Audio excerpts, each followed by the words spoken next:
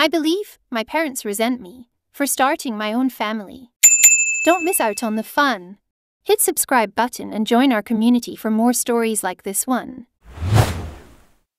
I had somewhat of a revelation this weekend. I'm still processing how I feel about it and considering if I should confront my parents. Anyway, here it is. I believe my parents resent me for starting my own family. I, 40 male, came from a big family. I'm the second oldest of 9 kids. My older sister, Jane, is just a year older than me. There is a 6-year gap between me and the next sibling. Then my mom had a kid every 2 to 3 years. Since Jane and I were the oldest, we always helped with the little kids and the chores around the house. In fact, it was common for my parents and other adults to refer to us as Jane and OP and the kids. It's like Jane and I were not considered children. It's more like we were 2 other adults living in the house. We were homeschooled, so we were home all the time. Part of my job is that I would wake up, make breakfast for the kids, then get them started with their school or activities before I started my own schoolwork. Jane would sleep in, because she was more of a night owl, and it was her job to help at night with the baby, because there was always a baby. Jane and I did most of the chores around the house. We took turns either cleaning the kitchen or doing the laundry, of which there was a lot. I did all the guy stuff, like mowing the yard and taking out the trash. As I got older, I would delegate some of these chores to my younger brothers, but it was still my responsibility to make sure it got done. Once I was old enough to drive, I would run errands and take the kids everywhere. I can't tell you how many times I would take the kids to things like play dates or doctor's appointments. I would often tuck the kids in bed and tell them stories. To me, these things were all just normal, but looking back on it, I was more like a second dad to the kids than a brother. Jane and I did have a lot of freedom as teenagers to go out with our friends if the chores were done. We didn't have cell phones back then. If we wanted to go out, we would just tell our parents we were going, and they didn't care, as long as we were back by the next morning. I moved out when I was 20, but I still spent a lot of time at my parents', and one of my younger siblings was almost always at my house. One brother, JJ, pretty much lived with me since he was 14, because he and our mom didn't get along. When JJ was 17, he got in a wreck and he called me instead of calling Dad, because I was just the one who handled those kinds of things. During all of this time, my parents always talked about how important it was for Jane and I to help with the kids, because they were so busy with their ministry. I can't count how many times I had to drop what I was doing to take care of something, because Mom or Dad were counseling someone. Sorry, I feel like I'm rambling. I hope I have painted an accurate picture of my childhood. Let's move on. I had not really dated much, but when I was 25, I met and started dating Anne. We fell in love fast and got married less than a year later. My younger siblings love Anne. She is a great cook and hostess. Our house became the hangout spot. My younger siblings started calling her Mama Anne, something they still do to this day. We have now been married 15 years and have 2 kids of our own. My mom and Jane did not like Anne. Jane and Anne get along okay now, but Anne and my mom do not have a good relationship. I never understood why, but I think I have finally figured out. It's because they see it as Anne having taken me away. As Anne and I focused on our relationship and started a family, I spent less and less time doing things for my parents. My dad liked Anne at first, but over the past few years their relationship has soured. Throughout the years, my dad has made comments to me about keeping up my responsibilities. One time he called me about one of the younger kids, who had gotten in a fight with my mom, and said, "You better get your brother and change his attitude. It's not okay how he treated your mom and you are going to make him apologize." A few years ago Anne and I set some boundaries with my parents, telling them we were not going to raise or discipline their kids. Our home is always open to my siblings, but we no longer let my parents try and use us to straighten them up. My parents have not taken this well. About a year ago, Anne injured her foot and couldn't walk for a while.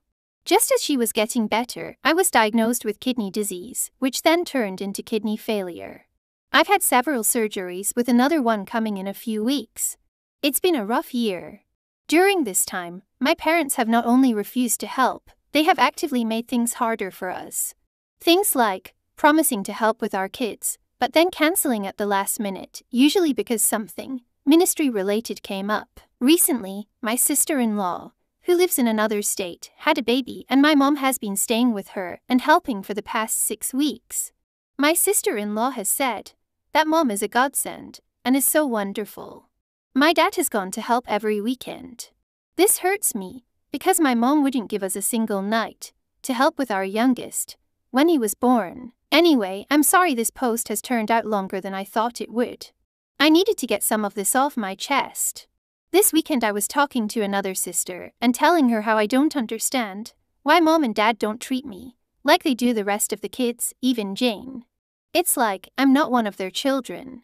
And it just kind of hit me that they resent me for getting married and starting my own family and leaving them to raise their own kids. Part of me is relieved to finally realize why they treat me like they do, and part of me is sad. I'm kind of scared about this upcoming surgery, and I really wish I had a parent I could talk to about it. But I don't feel like I have parents, just some people that I co-parented my siblings with. Comments. Your parents used religion as an excuse not to parent. Extremely bad parenting, and it was wrong expecting you to do the job they should have been doing. Your parents need a wake-up call about their selfishness. If hit them hard with what they have done wrong, then go no contact, as you don't need that kind of negativity in your life. Those selfish, horrible people who abused and enslaved you do not deserve to have a relationship with you. How nice it would be if their congregation heard about how they treated you as a slave and now won't lift a finger to help you. How unchristian of them. You should write a book. Maybe your younger siblings can help you, where your own parents failed you. I had a friend in a family of 10 kids. They were very religious but not homeschooling. I'm not against homeschooling, it's just that a lot of parents don't follow through and use the kids for errands at home. The 2 oldest were the caretakers for the rest. The oldest left the family and they have cut her off. I think you are absolutely correct in assessing their view. I was the oldest of 9 in a homeschooling family, and I'm honestly surprised that OP was just as much a caretaker as Jane. In many families like mine, and I knew a bunch of them, many even bigger than mine, the oldest male is a magical unicorn being who can do whatever he wants and be supported, while the oldest female, deals with absurd expectations of living their lives as a martyr for the sake of their family's well-being. I don't wish the experience OP described on anyone. However, the thing I noticed that surprised me is that at least his parents were equally shitty to both OP and Jane. I'm so sorry, OP. It's all so unfair. Your parents basically cranked out babies for you and Jane to raise, while they got to look pious with their ministry.